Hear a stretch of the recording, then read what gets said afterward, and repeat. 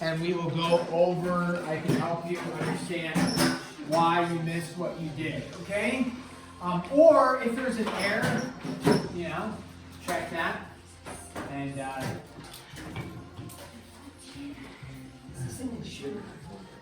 all right. So let's cruise on to our next section. We are in chapter 5. Hope everybody had a good Thanksgiving. So it was all right. Yes. Slept for a lot of it. That's good. Sleep is good. So it's really good for you too.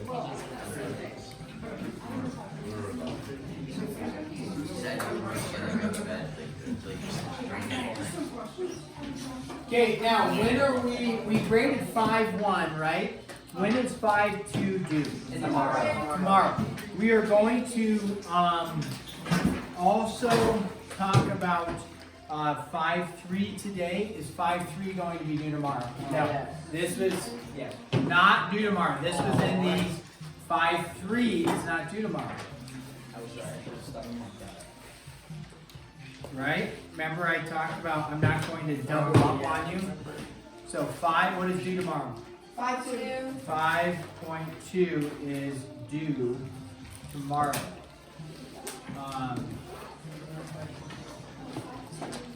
Stand by one. Turn the music off. There we go. So we were in 5-1. We had talked about slopes, right? Talked about slopes and talked about the equation of slopes and graphing lines of slopes. So we are going to go on to 5-3. Is 5-3 due tomorrow? No. Okay, 5-3 deals with slope-intercept form. And if you recall, we've now discussed a few different forms. So this is 5.3 we're going to discuss today. One of the forms that we discussed, standard form. Anybody remember what standard form is? This was forever ago. Yes.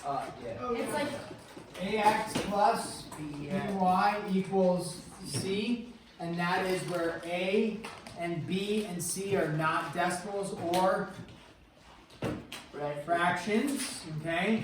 And we typically have the X, this book will typically have the X always be positive. So that is standard form. An example of that would be like 3x minus 2y is equal to -7. That would be standard form, okay? So that's standard form. Then we worked with what we called the slope formula. The slope formula, not the description of slope, but the slope formula was this y2 minus y1 over x2 minus x1. That's, we did that last time. And then, what is the description of slope? What if I said describe slope to me, what would you say? Rise over run. Yeah, rise over run is the description. What's the slope formula? Then y2 minus y1. Yeah, so good. Description is rise over run. Here's the slope formula. We also then discussed what this was and what this was. That would be something to know. What does this symbol mean? It's not a triangle. It means delta, which means what? Change in, right? It means change in y, change in x. So that was all the slope formula. Today, so that's ones you should have rattling around your brain. Slope-intercept form. Okay, a lot of people call this y-intercept form, but it's not. It's called slope-intercept form. There's a reason why they call it y-intercept form, because it deals with the y-intercept. It's y equals mx plus b. Have you guys seen this before, possibly? I know somebody mentioned it last week. Maybe that was you, Ethan, I think mentioned that. Slope-intercept form is where y is by itself and everything is on the other side, okay? What this is it's a really nice way to look at, especially for graphing purposes, because it gives us our y-intercept and it gives us our slope. And this b value is going to be our y-intercept, and this m value is going to be our slope. Okay? So mx plus b, the m is your slope, the y-intercept is your b value. Well, I'll give you an example here. If I have y is equal to 3/2 x minus 2. Okay, you know this is in slope-intercept form because y is by itself. Everything else is over here. Okay, so the 3x minus 2. Remember, if I'm writing, you're writing. Okay? Okay, Bodie. If it's an emergency, yeah. Okay, so y equals 3/2 x minus 2. If I were to graph this, okay, what's really nice when it's in slope-intercept form, when you go to graph, okay, maybe we've talked about this. To graph a line, you would either need 2 points, okay, so don't graph this, but if you have 2 points, you can draw the line through it, right? If you only have 1 point and that's all you have, I only give you 1 point. You don't know what does the line look like? We don't know. Okay. So if you have a point and a slope, you know a point and then you know which direction it's going to go from there. Or if you have 2 points and then you can graph the line. So in this case, what you have is a point, that's my y-intercept. So if this is a -2, it's a y-intercept of -2. Now y-intercept, it's either on, is it on the x-axis or the y-axis? What's the y-intercept going to be? It's on the y-axis, so I put a point right there. And then it's a slope of 3/2. This is my rise or my run. What is the 3? My rise. So I would rise 1, 2, and 3. And then don't put a point. You have to do your run next. And then you run which way? Right or left? Right. Usually people say over 2, but over which way?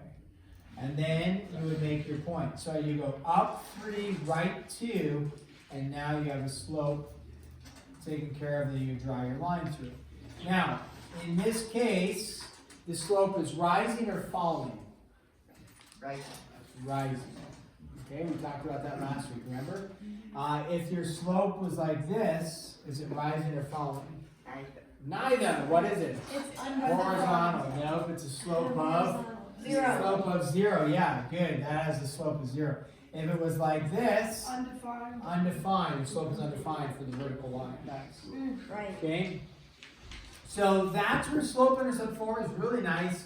Again, it's y by itself, and it gives us a y-intercept and a slope so that you can graph the line really easy. Question? Yeah.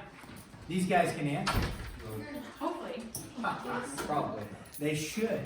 I am just drawing the blank and I don't want to tell them wrong. Do you subtract 15? Is this a -15? Or is that No, that would be a negative as well. so the answer would be 8. So that would be, yeah, so you can look at it as, if you go like you can think of it as minus 19, and then, I'm sorry, and then plus. So they have 8. So yeah, that would be 8, and then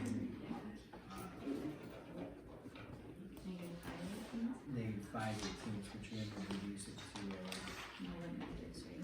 well, then go from instead of 8, it would be down to 7. Because these ones are combined as 8. Right. So that would be 8 minus 5/18. When you ran away, 8 minus 5/18. That would turn equal to 7. 13/18. So you wouldn't do it wouldn't be like 8 minus 5. It's just equal to 5/18. No, because that would be multiplication. So this, and you see, this represents addition. Not multiplication. Here, positive that's not being defined. So we're taking 8 and Yeah, subtracting. So that's why you would almost. oh gosh, see that's Yeah, so usually with these ones, it will cost us. I don't know how the. Yeah, it goes down. Yeah, usually when I end up, although these ones are pretty large, usually I would just take this and turn it into a mixed, or just a fraction, and then fraction. Because these are big large, so I have to calculate this, right? So yeah, I would, so like if you have 3 and then whatever, 5/8, that's the same thing as 3. So then in this case, you have the negative 11 and 15/18. That's a negative 11 minus 15/18. Because the negative fraction of it is negative as well. So then plus the 19 plus 18. So then you would say, there's a good way to show it would be like, take those, and then negative 15/18 plus the 10/18, and that would be negative 8. I'm sorry, that's positive. And then minus the 5. Then you have to do common denominator, probably. Or you don't have to. You could say, yeah, I mean, a common denominator is not it's going to turn into 7 This feels and complicated. 13. Well, what's complicated is the large numbers, because usually you would just, I usually, Okay. small numbers get rid of it. So, because otherwise you gotta go 18 times 8 to make a common denominator, which is fine. That's only one We can do long, it. that's only one long multiplication. We got it. You got it. They got it. Thank you. Sorry Yeah, for interrupting. no problem. Okay, so, that, what they were working on there, guys, was this. It was, like negative 11 and 15/18 plus 19 and 10/18. So, to simplify this, we would need to understand that 19 and 10/18 is the same as 19 plus 10/18. So then a negative 11 is the same, and 15/18 is the same thing as negative 11 minus 15/18, like that. So in which case, the 11 and the 19, those combine to be 8, right? But then negative 15/18 plus 10/18 gives you what? Negative 5/18. And so this does not turn into, you wouldn't say 8 and negative 5/18, like that, and call that good. It's, you could say plus a negative 5/18, but you need to simplify it. So what's 8 minus 5/18 give you? Whew. 7. It's not necessarily very, like, extremely difficult. 7 and 13/18. Yeah, 7 and 13/18. So, anyways, that's that journey that they're on. Okay, so back to slope intercept form. Where were we on this? Okay.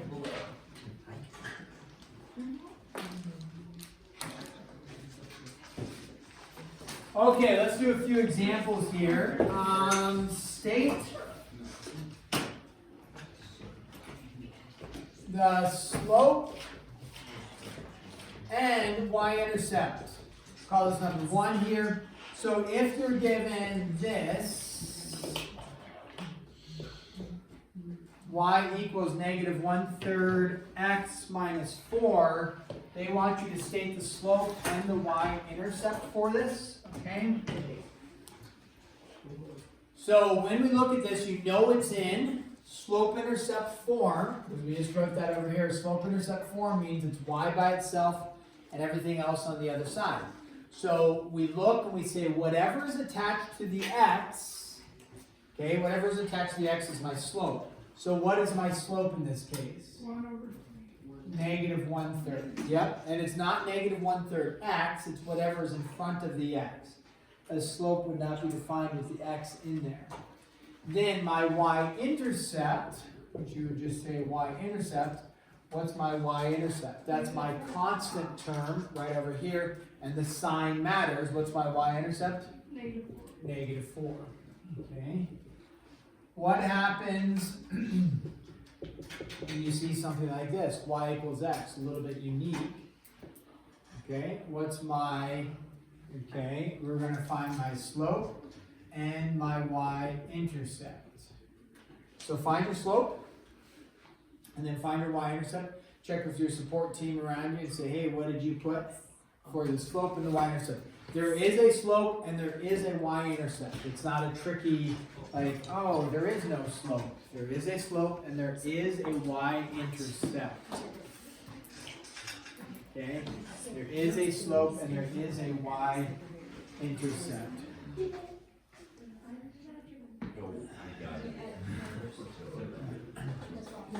Remember, the slope is whatever's in front of x. Whatever's in front of x is the slope. Whatever's in front of x. Okay? So, what is the Ethan, what's the slope?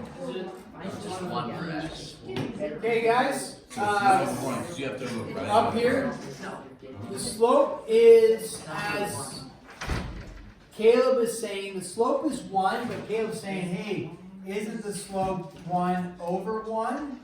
Okay. The answer is either way would work.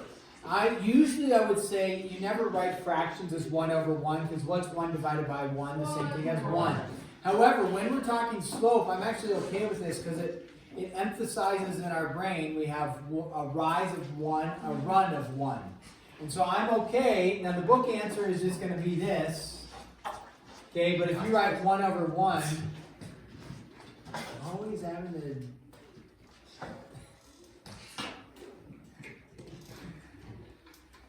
Do you feel harassed, Caleb? I think I'm trying to throw some away. yeah. Alright, so 1 over 1 works, but your book is going to say 1. I'm just going to write 1. But if you want to emphasize a rise of 1, a run of 1, that's fine. What's my y-intercept? 0. Okay? If you write 0, 0, that's fine. The coordinate point, if you just write 0, that's fine as well. So yeah, this, even though they don't write it, there's a 1 there and then a plus 0 there. They just don't write that. That would be excess notation. Okay? Yeah, Shiloh. Never mind. You answered my question. Okay, what happens with this one? If you have y equals negative 5.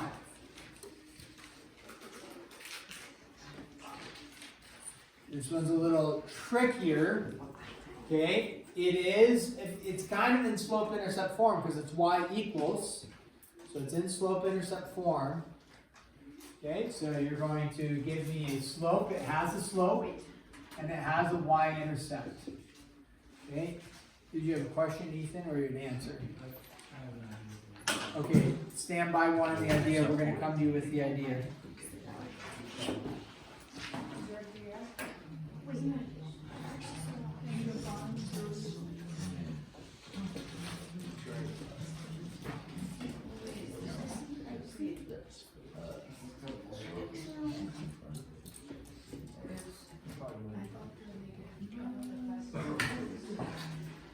Ken. Supporting, I don't get it. I got it. Okay, one thing you can do if you're confused is you can graph it. What kind of graph does this make based off of your hard work and your review of what we did last week? Ethan?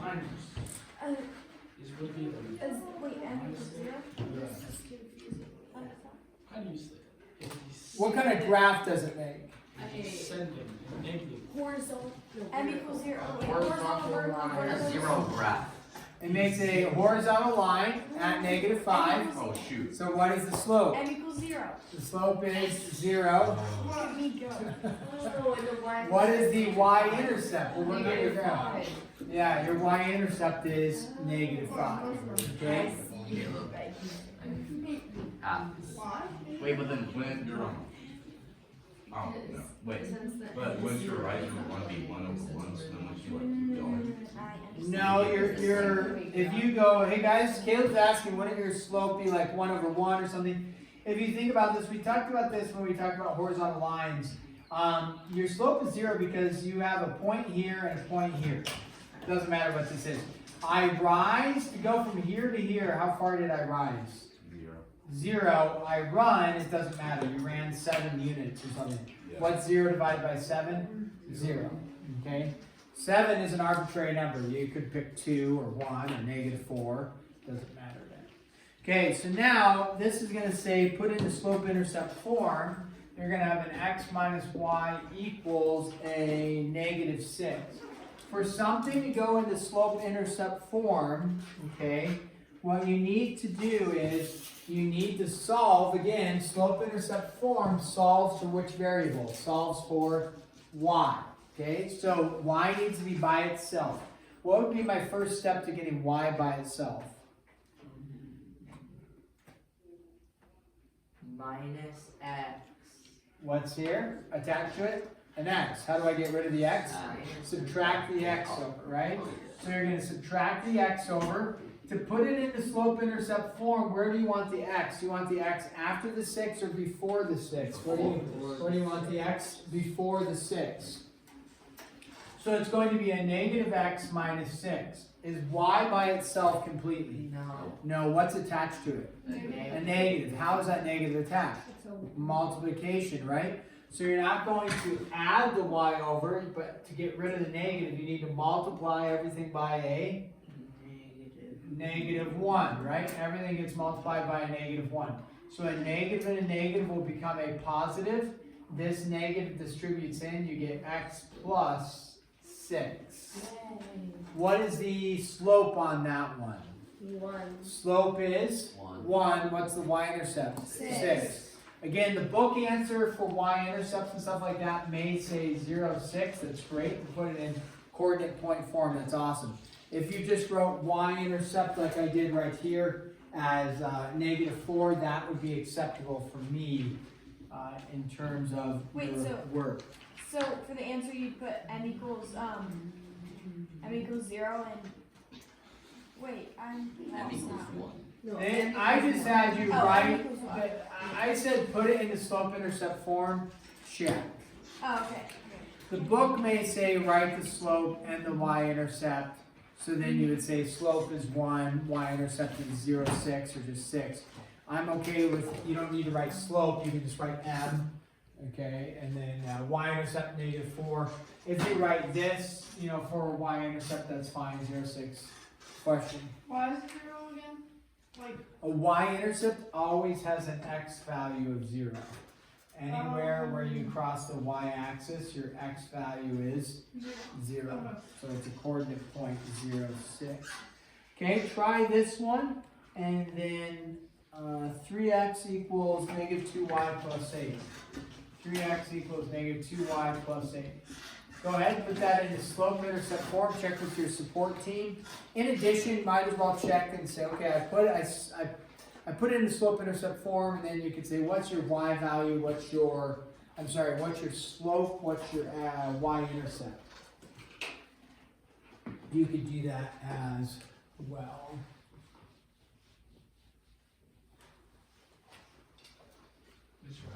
What's wrong?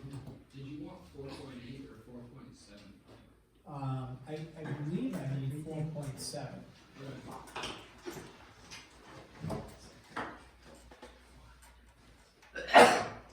Bless you.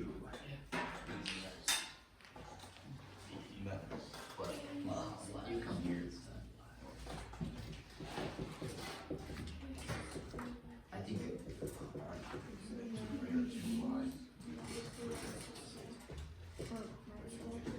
I just did this slope. I got 3. Yahweh. What are we supposed to solve?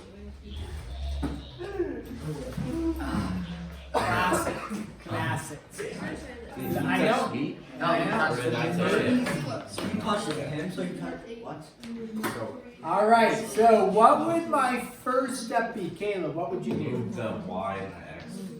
Okay, Or so switch negative 2y over and then put the 3x for. how do I No. switch it? Well, you have to like make it a constant. Okay, so Caleb is saying add 2y over. Now you, sounds like you did it in one step. I'm gonna show it in 2 steps. Okay, Caden, add the 2y over, and you have 2y plus 3x equals 8. And then Caleb said, get rid of the x, means kind of swap it, but how do I get rid of the 3x? I have to subtract the 3x, right? So you get 2y is equal to negative 3x plus 8. Now, what would, yeah, Caleb. Wait. But you like move on the first step, you move like the equal sign like over when you start doing it. I moved it over. Well, like you just have to switch the 2y. I know, but like it wasn't by the 8 rules. Nice one. Yeah, because y is on That the was left. so good work, Sarah. And you put, I know. added well, you added 2y to each side, so you have to put 2y. Okay, are you, Oh, yeah, no, Caleb, no, are you no, saying no. like this? Like, does that, you just want to switch it like that? No. No? It means like there's, in the top one, there's 2 things on the right of the equal sign, and then on the bottom, there's 2 things on the left. When do you It's do like how- -8 to each side first? Guys, there's a couple routes to go. It doesn't matter which route you go. You can either add the 2y over, then subtract the 3x, or you can subtract the 8 over. It doesn't matter.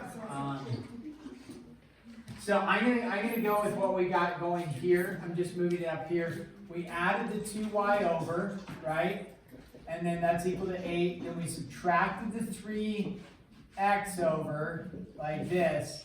Then what's attached to my y?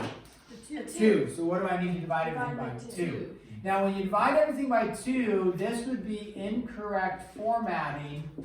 You would lose a point on the test because this is not equal to mx plus b. It's equal to an mx plus b divided by a constant. It's like an additional thing. So in order for it to be in slope-intercept form, I've erased the stuff. It needs a x and a constant with nothing being divided to the whole thing. You can have a fraction for the slope or the y-intercept, but you can't have this plus this and the whole thing divided. Meaning 2 has to go into here and into there. So y is equal to, now, formatting wise, I would give this to you like that. Negative 3x divided by 2, 8 divided by 2 is 4. The issue with this is sometimes people forget what the slope is, okay? What is the slope of this whole thing? Negative 3 over 2. As long as you recognize that negative 3 halves, even though it's just a negative 3 times 2x, but the negative 3 halves is the slope. That's the slope. And then what's my y-intercept? 4. Equal to 4, or again, you could say 0, 4 is fine, like that. Optimum right here is to write y equals negative 3 halves x on the outside like that. But if you wrote it this way with the x on top, I would give you credit. You'll just need to identify that the slope is not just negative 3, but it's negative 3 over 2. This is the optimum because this says mx plus b in that formatting, but I would allow for either one of those because they represent the same thing. This I would not allow. You lose 1 point if you leave it like this. Okay?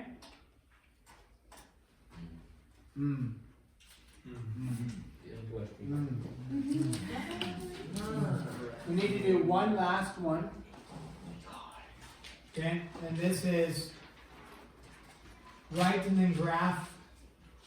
Okay. Let's go 4x minus 5y is equal to 10. Oh no. Minus 10 equals 0. Okay, put this into slope-intercept form, then graph. Go for it. Check with your support team around you. Hey, support team.